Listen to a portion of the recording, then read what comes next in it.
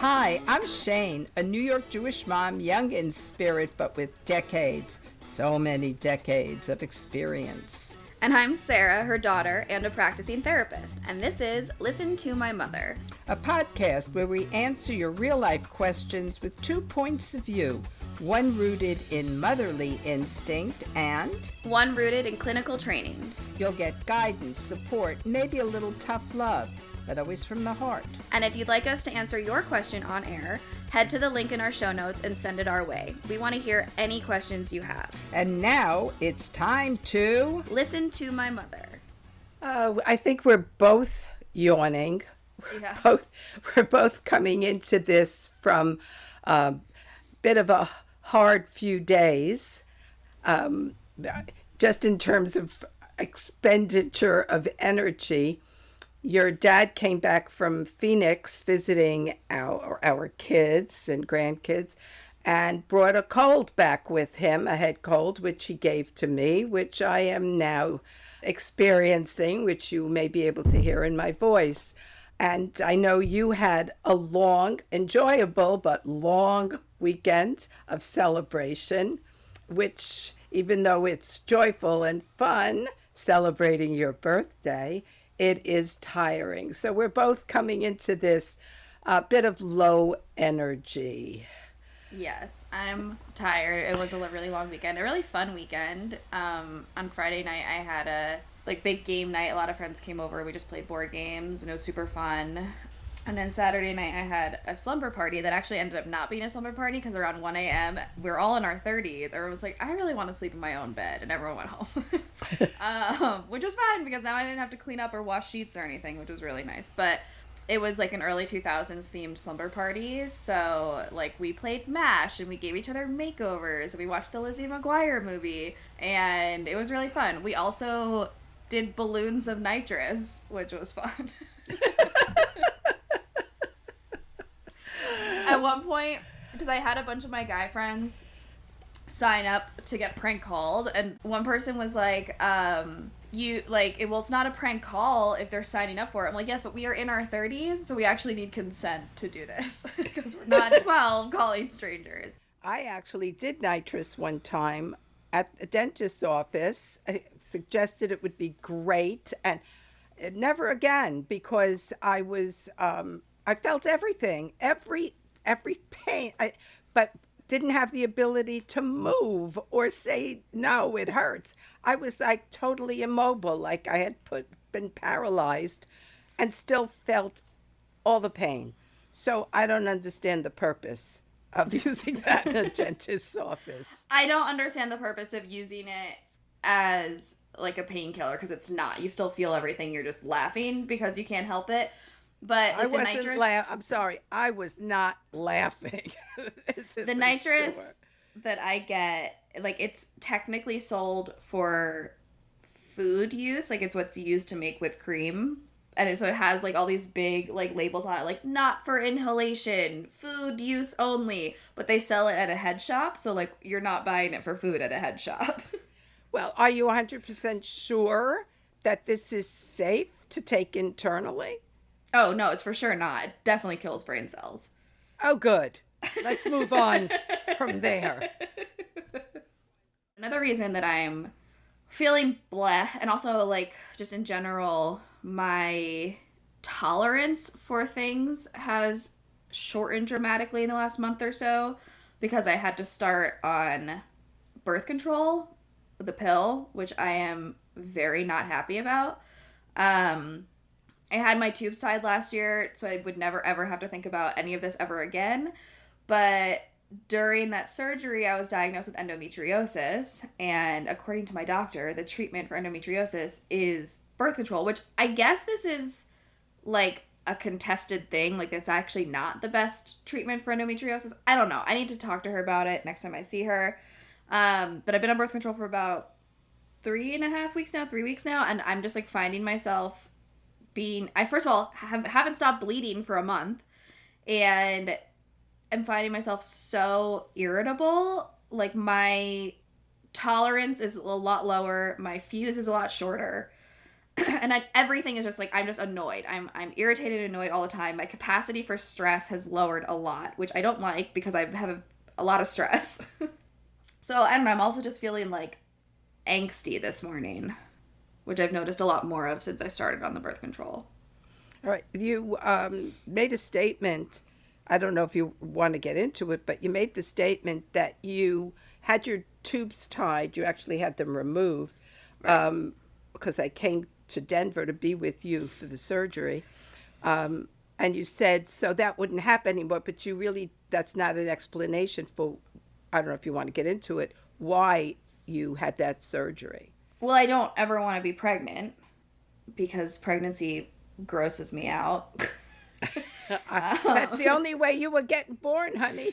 No, I think it's wonderful if other people want to be pregnant.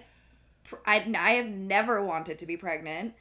And when I reached like my late 20s and I was like, this isn't changing. If it was going to change, it would have changed by now, like my feelings on wanting to be pregnant.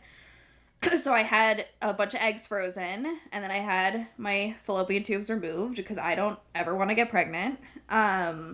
Someday I'll hire a surrogate to carry my eggs or a gestational carrier. In some states, it's illegal to say surrogate. And like when I said like I never have to like think about this again, that meant like protection from pregnancy. I should never have to like, which means I should never have to be on birth control again. But alas, here I am as the treatment for endometriosis. And basically, I'm trying it because my doctor wouldn't entertain a hysterectomy unless I tried the birth control. But I would rather, and like, so she doesn't want to just remove my uterus because apparently like that's not enough if like I have the endometriosis on my ovaries. Then just removing my uterus like doesn't solve it. But I only ever have pain when I have my period. So I'm feeling like if I just get the uterus removed, and then maybe in like 10 years I start having pain from the endometriosis in my ovaries, but that's 10 more years where I don't have to be on any hormones. And and then like at that point, and also from my understanding, and I might not be 100% accurate on this, but my understanding is that the birth control that I'm on now is not safe to be on forever. Like once I get into my 40s, I would have to go off of it anyway.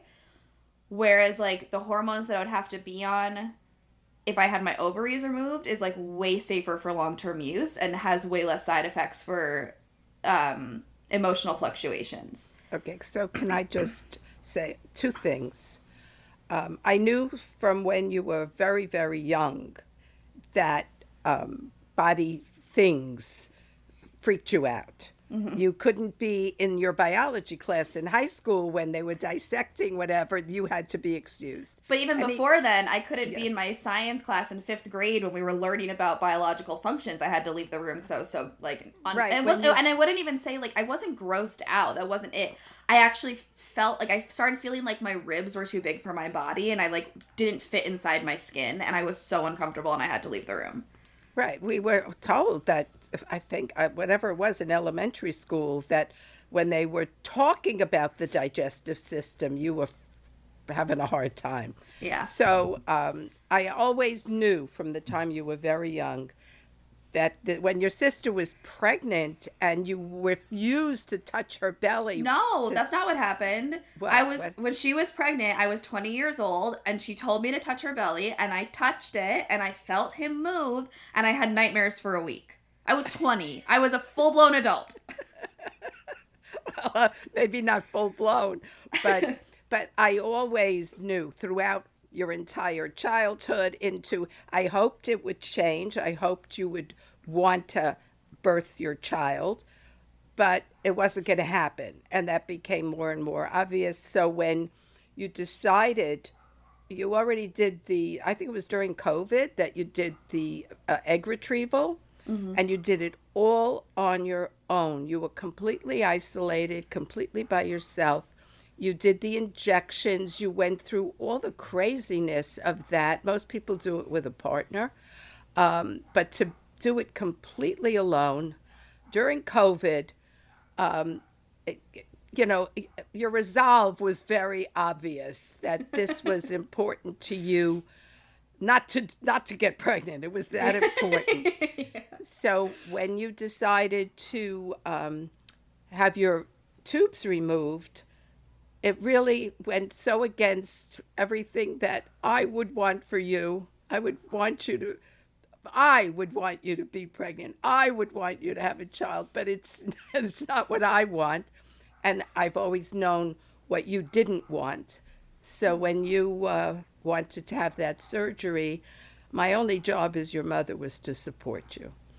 So I came And then out. you got deathly ill and couldn't do anything the whole time you were here. May have been my physical reaction to so not being okay, but wanting to be supportive of your decision. But I did take you to the doctor, for the surgery. I did bring you home. I did go food shopping, as sick as I was. I did do what I just stayed away from you Yeah. because the last thing you needed in that shape was to get a cold. Yeah. So that's one thing that I did. It was my job to support you in a way that I knew was important to you. And I met a woman in different things I'm doing down here in Florida. I'm taking a lot of classes just to keep me busy because I'll go nuts down here if I don't have something to do. So I met this woman, and we were talking, just the two of us after everyone else left. And she told me that she had a she had a hysterectomy, full hysterectomy when she was in her 30s. And she was put on, I think she said she was just put on progesterone or, but when she got into her 50s, she got breast cancer, which is, that is the big downside of taking hormones, especially if you start in your 30s. She had breast cancer in her 50s. She had to go through all of that. She survived that, but she'll be on something, whatever, for the rest of her life. But she herself at this point is thriving. She's good. She looks beautiful. She must be in her 70s, I guess. But that's, one of the effects of being on hormones, having that full hysterectomy. But also, the hormones that people are being given 40 years ago are different than what I would be getting now. And I also would want to keep my ovaries for as long as possible. I just want my uterus removed. Also, fun fact, which I learned probably about a year or two ago, but it's still one of my favorite things that I've learned recently, is that to just have the ovaries removed is called an oophorectomy. Emphasis on oof. And well, oof is different than oops. And I usually describe you as the oops baby. Am I the am I an oopsorectomy?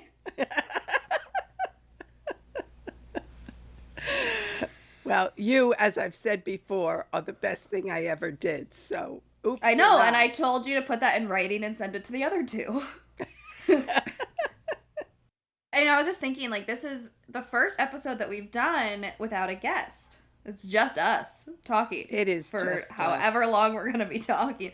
And we also don't have a submission. We got really lucky in the first two episodes that we had submissions so early on, and now we're seeming to hit a dry spell that we don't have submission, so it's just us talking. But I had a thought, and I presented it to you a few days ago, and you said you would think about it. Did you think? I did, and I consulted with my sister. Well, okay, I'll get into that in a minute. But my thought was, let me present my thought, and then maybe we can jump into that. As I was coming up to my, oh God, the number freaks me out. A few weeks ago, a couple of weeks ago, I had my 78th birthday. 1 week ago today, because it was Feels right like now, a long time. right now we're recording episode 4, but episodes 1 and 2 came out 1 week ago today on your birthday. On my birthday, yes. So I guess it was 1 week ago. But a few days before that, as I was coming up to that birthday, um, I don't know why this memory rose for me. I think about my mom a lot. My mom and I were not close. We certainly never had conversations like you and I have. We, I always felt she didn't like me, and but the thought came to me, a memory of when I was in college. Now we lived in New York, in the Bronx. I went to Hunter College on Park Avenue in Manhattan. So I would jump on a train and go down to college, to Hunter, do my classes. I felt like a super elevated high school experience because I lived at home, went to school, came back. When I would leave the house in the morning, my mother made a new rule that had never existed before. When you leave the house to go to school in the morning, you have to kiss me on the cheek before you leave. Do not leave before you kiss me on the cheek. And that was so strange to me. And as I recall, everything about me, mentally, emotionally, spiritually, psychically, whatever it is, went numb because I had to kiss her on the cheek every morning, which didn't make sense to me. Because she was not affectionate, she wasn't a hugger, she wasn't a toucher, and so every morning I would kiss her on the cheek and go off. And so a few days before my birthday, to bring this around, I felt like if I could experience that again, I would say, why do you want this from me? What is it you want from me? Because as a young child, when I wanted to hold your hand, when I wanted to be in physical touch with you, you refused my touch. We would walk down the street and I would try to hold her hands, 5 years old, 6 years old, 7 years old, and she would throw my hand away. Don't hang on me. And I would gauge the swinging of her hand so I could slide my hand into hers, and she would throw my hand away. Don't hang on me. When I was being bathed as a kid and she was drying me off and lifted one leg, if I put my hand on her shoulder, she forbid it. I had to balance for her to dry my legs. One leg. It was so not a physical relationship with my mother. So this thought that she insisted that I kiss her goodbye every morning, my question now, I wish I could have asked it then, but I would never have. Why do you want this from me? What do you want from me? Why did you behave the way you did? Why wouldn't you let me touch you? So it made me think, I can't ask her, she's gone, but it made me think about my children. Is there anything, before I die, is there anything in my behavior with you, toward you, about you, or with anything in my behavior, even if it wasn't about you, that reflected something to you that you would like to ask me? Well, I don't know that well, I don't know that I have anything to ask. Maybe I do. We'll see where this goes. But I called Mara to kind of like help me externally process this question when you asked me about this a few days ago. Which, did you say that you had something to say about the fact that I had to leave in my sister? It bothered me a little that you called Mara because I wanted to hear your experience, not influenced by someone else. And I would have wanted the same thing from Mara. I can't ask David because he already tells me what he thinks of me. Well, I I felt it nearly impossible to think about this in like the vacuum of my own brain. Like when I tried to think about it on my own, my mind just went blank. I'm like, I mean, I know there's stuff, but I can't think of it. I needed to have this conversation with Mara because I needed like a funnel for my thoughts.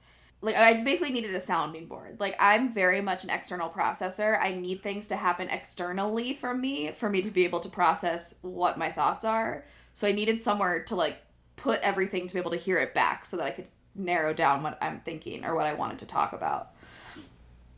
And it's not the same as your story. Like there's nothing that I could think of so far that's the same sort of, I don't know what the word I'm looking for is, like the same sort of like maybe like neglect or incongruency between behaviors from when you were a child to when you were leaving for college and kind of making sense of that. I couldn't think of anything exactly like that. But the thing that I think has had the longest term negative impact on me was the way that you would comment on my body, on your own body, in front of me, body shaming, weight related value systems. Because a lot of that comes up now in my own personal therapy of like how I do think that like my value as a person is entirely dependent on what my body looks like. And that like I have like I'll look in the mirror even today, like even now, and I will hear in my head things that you told me when I was 10, 11, 12 that like still plays on a loop in my head. Like I remember, oh god, I must have been maybe 13, 14, probably 14. I was probably already in high school. And like you would make a comment about like if you just lost 10 pounds, boys would be lined up around the block for you. Even though I was fine the way that I was, but like that there was this like that I, and also like the tying it to my value as a partner with people that I'm dating, that like I wouldn't be valued, I wouldn't be chosen if I didn't lose 10 pounds. And I remember like one time when I was in high school, so probably like 16, had gotten this like really, oh no, maybe I was in college actually. This was probably college, sophomore year of college. I had lost a lot of weight the summer between my freshman and sophomore years of college. And I had gotten this dress. It was like a very tight dress to wear to a cousin's wedding. And I had it in a size 8, and I was like so proud of myself that I fit in this dress and that it looked so good. And your response was, well, wouldn't you feel better if you fit in a size 6? And that there I are, I must interject because I cannot. A size 8 would have been a dream for me. I can't believe I expected you to be a 6. An 8 would have been more than I could have ever imagined. So I can't believe I said that, but I'll take your word for it. you said, wouldn't you feel better if it was a size 6? And Mara was in the room and she yelled at you. And she was like, don't say that. Like, it's like, just stop talking. Um, but when I talked to Mara about this on the phone, like, I pointed out, like, things that she even said to me when I was little that echo in my brain now. Even though she was so aware of how the things that you said affected her and her growth and, like, her values around her body. But she transferred it to me when I was little too. Of like there was one time, it was around when I was in like 7th grade, and I was running cross country, and I was very in shape, and like my body was very like lithe and firm and strong. And she came to visit, and I ran outside to say hi to her, and she hugged me, and then she like kind of pushed me back and was like looking at me. She's like, your body is so tiny, don't ever let it change. And like that exists in my brain all the time. And like the fact that like the way that it connects now and like the way that I approach dating now or meeting men out in the world, there is absolutely like the overriding thought of like, well, no one's gonna choose me, I'm too fat. So are you asking me a question? um I guess, well, I actually, no, I guess my question is, where did you learn that? I did not learn that from my mother. No, Hmm. because her favorite child, her two favorite children who weren't me, my brother was heavy as a kid. He was out of shape. I was the one who was in shape. I was the athlete in the family. My older brother was not. When we would play on the street, punch ball, stoop ball, whatever it was, races, I was picked before he was. I was the athlete. I was the fastest runner on the block. I was in love with this one boy because he was very fast, but I would always tie him. So, in a race. So, that was who I was. So, I had no body problems at all. My brother was heavy. My sister was heavy because she had some health issues, so she wasn't very active and she got heavy. And my mother liked them both better than me. So, I did not get that from my mother at all. I would get an occasional comment from my father, you're getting too fat, or you get that, but nothing big. Where this came from for me was from your dad. Hmm.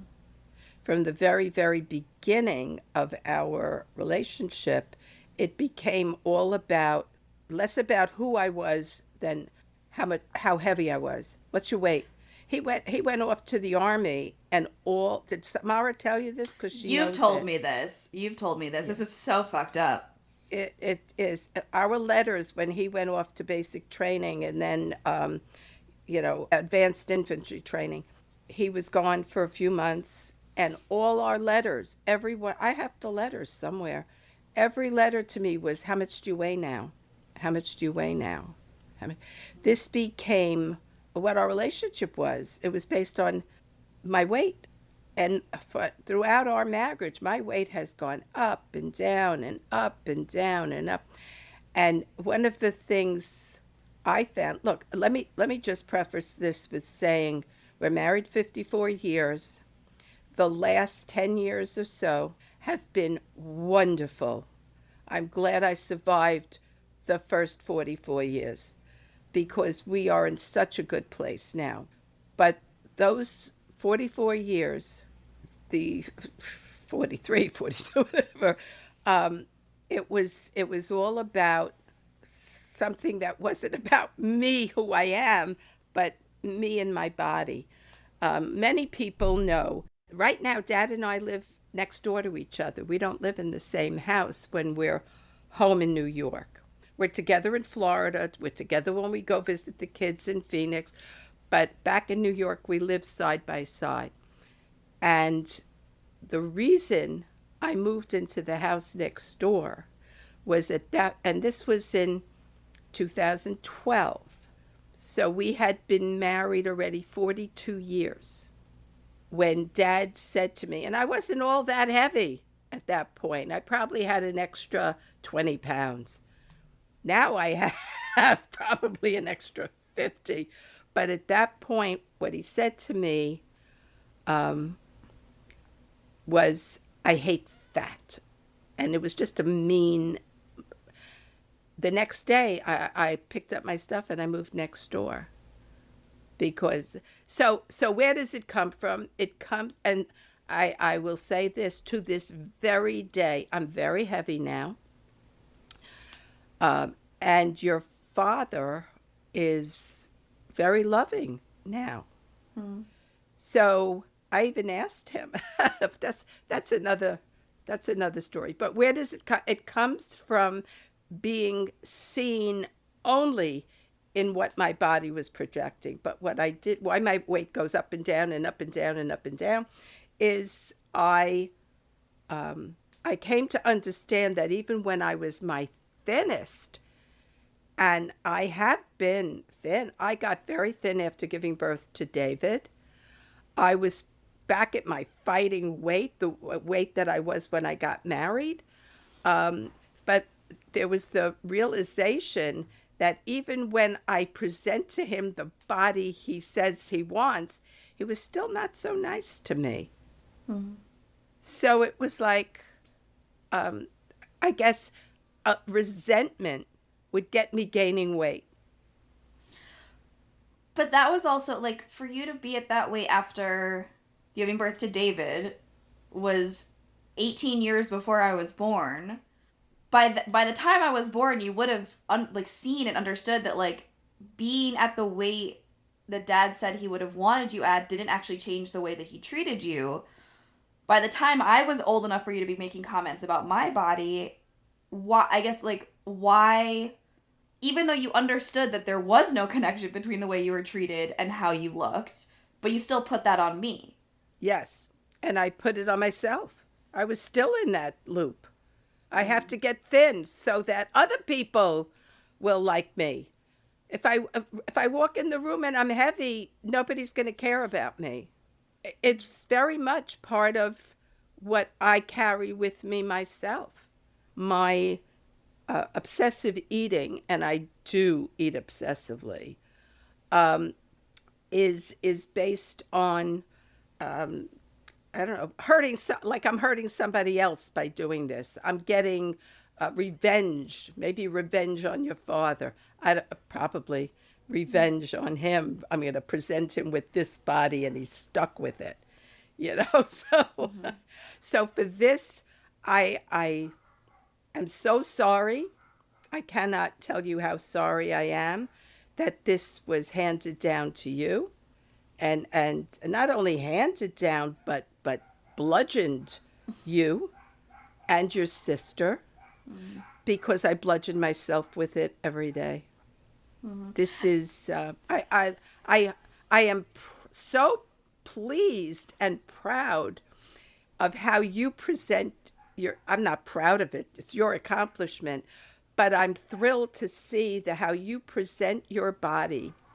You dress the way you want to dress, presenting your body as it is, with a couple of bumps here and a little, whatever. And you still look so pleased with yourself. And are you good now with your body? Oh no, not at all. I'm actually like shocked that you're even saying that because I don't feel like I dress the way I want to dress. I feel like I dress to cover up. I don't like how I look when I look in the mirror. I don't no, I don't feel at all comfortable or happy with how my body looks. But I take, what is it, screenshots of some of your Instagram posts. So I love the way you look, the way you dress, the way you present, and it's not covering up. Those pictures aren't in cover up. Maybe you're not, seeing yourself for as beautiful as you are. That's something that I'm actively working to like override.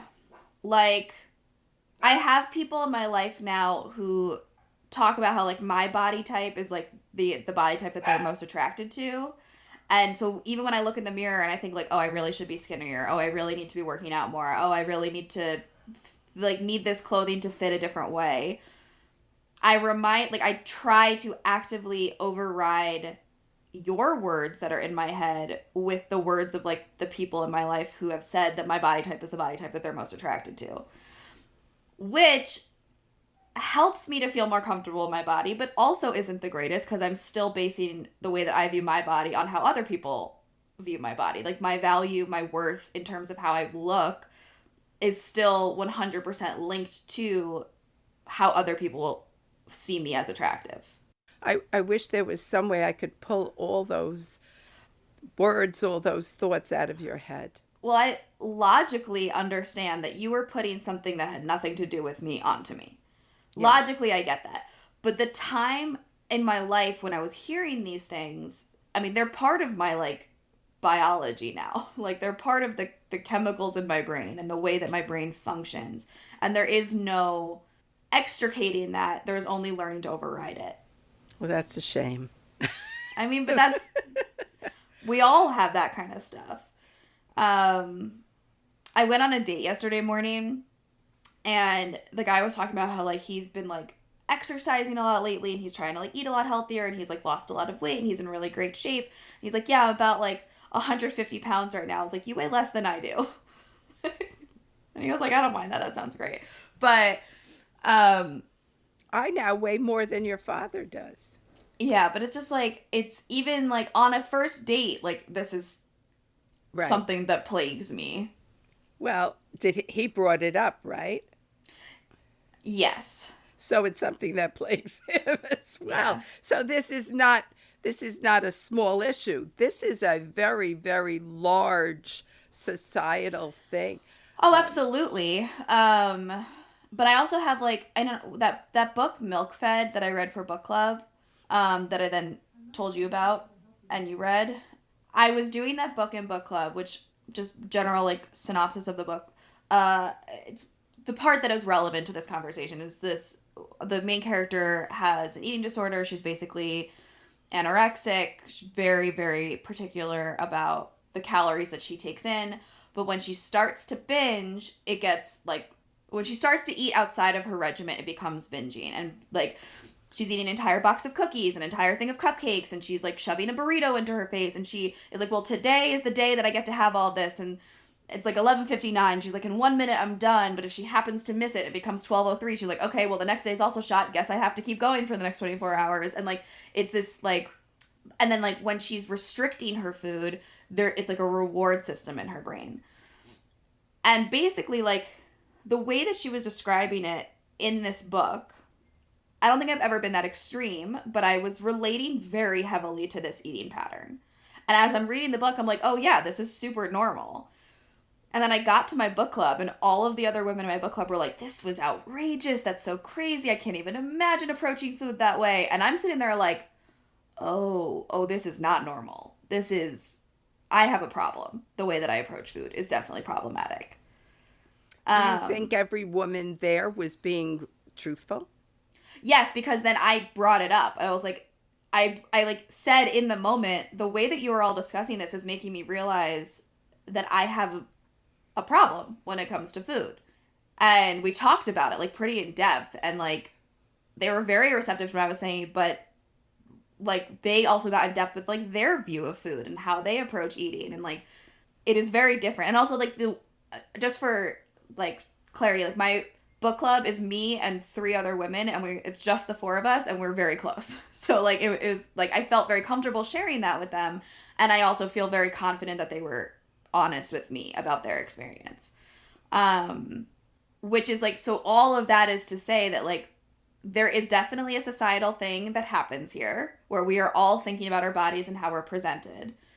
But I also think that like this is a different kind of like niche within the body value thing that is in society, where it has like led to like disordered eating patterns because of the view that I have my body. And like, but it also like, I mean, like I had a lot of it already. I was like predisposed to have these complications around the way that I think about my body and think about my food intake.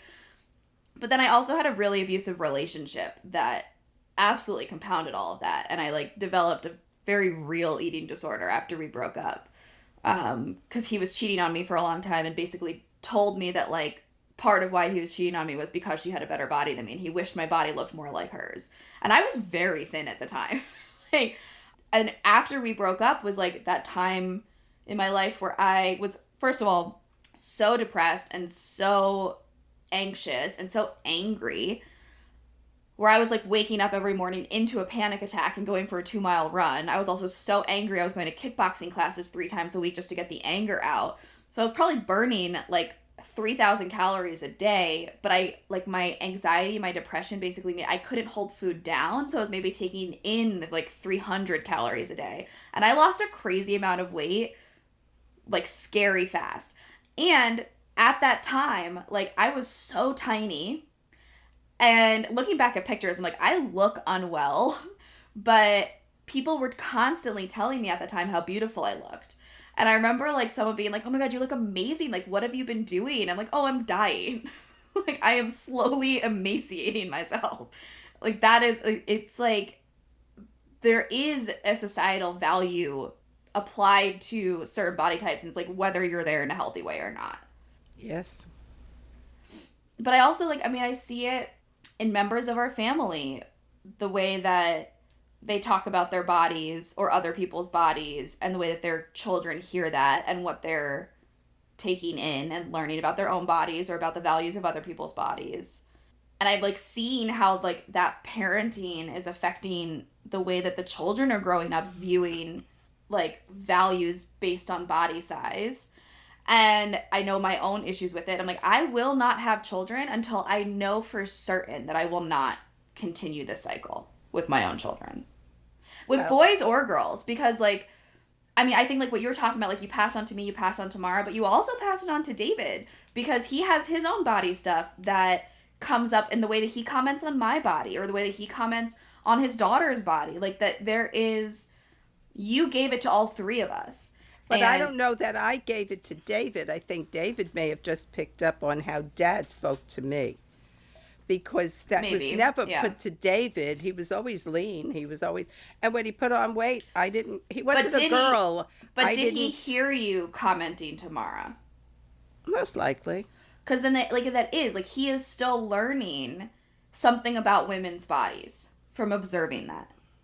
And that cycle is continuing. And, like, I very much, like, will not have children until I know that I am equipped to ensure that the cycle does not continue Well, with I my think kids. the way you're speaking, I think you're already equipped to do that because you're very conscious of it. I was not. I was just trying to save you and save Mara from having to live. That's what I thought I was doing. That if you get the doctor wants to, oh God, I think back to a doctor. Oh God, I want to shoot him. He was an adolescent specialist, and Mara was 12 years old. And I went to this doctor's group specifically because one was an allergist, and Mara obviously had allergies. One was an adolescent specialist, and one was a gastroenterologist, pediatric. That because Mara also had some food issue things or whatever. So this was like the perfect team, I thought. And we went to see the adolescent specialist, and he said to Mara, "You're too heavy." She was 12 years old. And she looked beautiful. And he said, "You're too heavy. You have to stop. Milk was one of her favorite foods. You have to stop drinking milk. Just give it up now." I said, "What do you mean she has to?" "Yeah, she has to stop drinking milk because the way you go into adolescence is the way you're going to come out of it. If you, this stayed in my head, if you're thin going into adolescence and stay thin, you'll never have to worry about weight for the rest of your life. So this is the time to." Mara started to cry. She was sitting in his office crying about not being able to have milk, about being told she was too heavy at 12 years old. But that idea stayed in my head. If I can get my kids to stay thin when they are thin and make it through adolescence, they won't have the same issues I have. They won't have to deal with this for the. I really thought on some level that I was protecting you by telling you to stay thin now, stay thin now. And what a fuck up. I took this doctor's word, even though it felt so wrong, and Mara was so upset.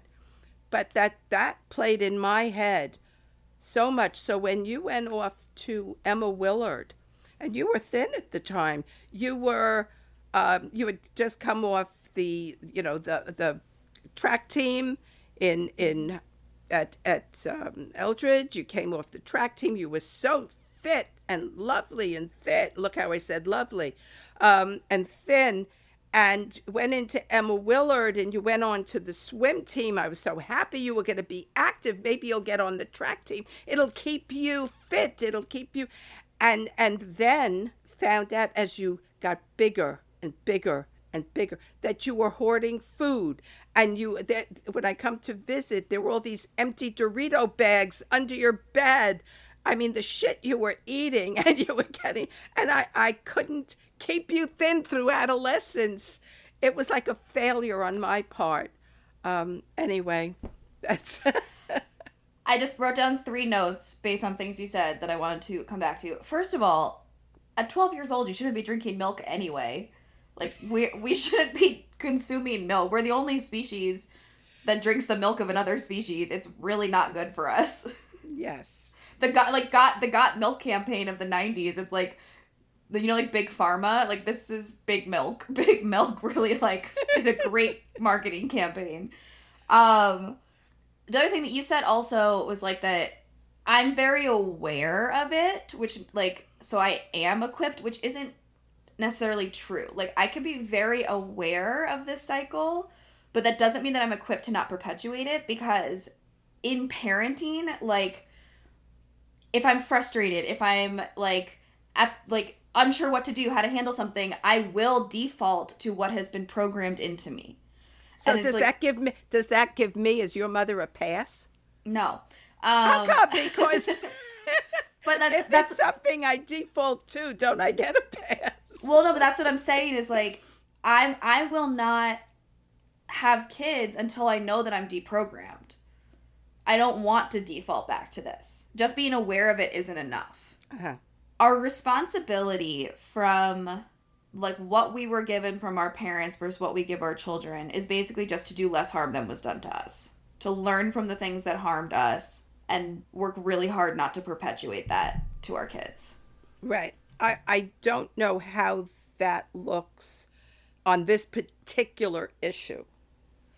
It would probably be a very healthy thing to move away from that. But on other kinds of things, when we move away from how we were raised and we go 180 degrees in the other direction, we're screwing up in a whole other way. Right. To reject all, but I don't think that I'm not actually saying applies to this. yeah, I'm also not saying reject everything and do the opposite, because that's just that is reactionary, not responsive. Like the the responsibility of learning to do better is to learn exactly what happened to you, what that meant for you, and what you want to change about it for your own kids. It's not just doing, well, this happened to me and it sucks, so I'm going to do the opposite and hope it's better.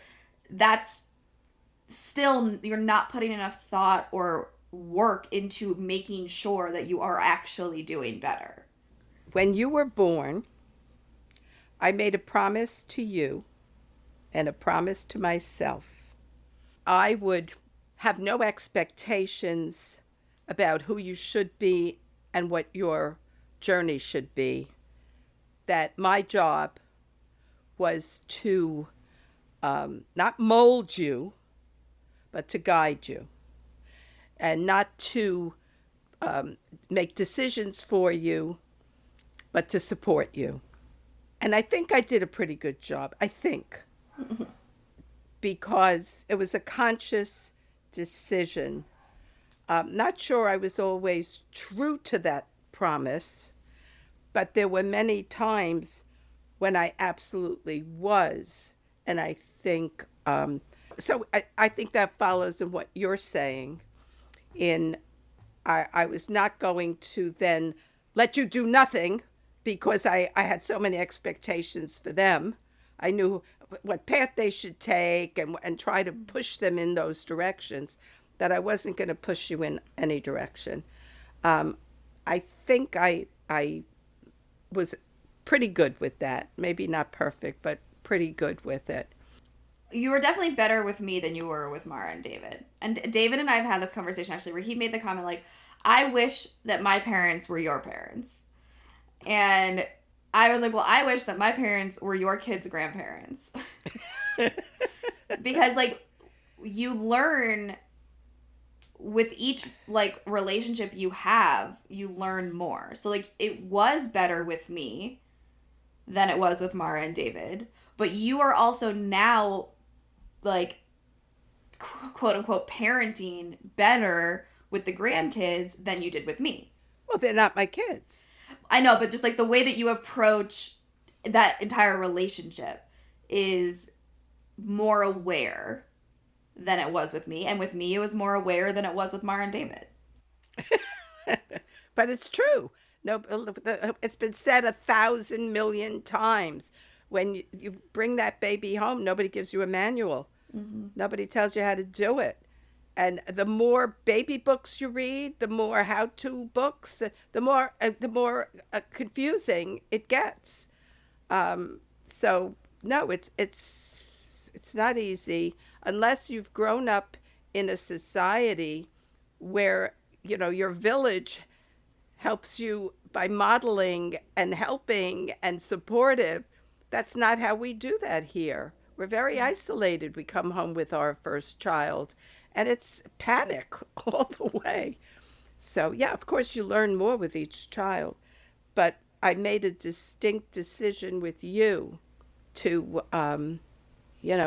that's why you ended up in, at Emma Willard instead of forcing you to stay at the school you were in, because it's what you needed and what you asked for. It's how you ended up in Thailand against, I really didn't want you to go, but when you had a little meltdown freak out about going, I supported I helped you get there Yeah. because I knew you had already said that's what you needed. And I think I've done that for you a number of times. And I'm really regretful that the issue that we spoke about today is how I hurt you or how I gave you that baggage, because it's a big one. Mm-hmm. It's a very big one. I was hoping it would be more like, yeah, I don't know. I don't know, but yes, I can see where this is the hard one. Mm-hmm. Well, maybe next time we can talk about ways that I've harmed you.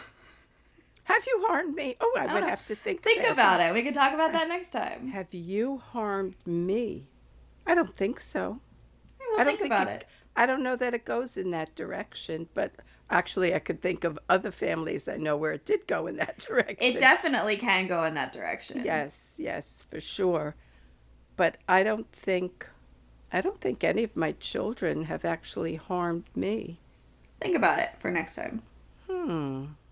Also, I would really like to have a submission for next time. So if you're listening and you have anything that you want to talk about, please submit using the link in the show notes. Please. Begging. Literally begging. I'm Sarah. I'm Shain. And this has been Listen to My Mother. If you enjoyed this episode, please consider leaving a positive review and subscribing to us on your favorite platform. And if you'd like the chance to listen to my mother, head to the link in our show notes, which is currently bit.ly/listen to my submission. That's bit.ly/listen to my submission and submit your question. No question is off limits. And don't forget to follow our journey on Instagram at Listen to My Mother or at whatsthepoint.therapy. Thanks for listening. Talk to you soon. Bye, Mama. Bye, baby.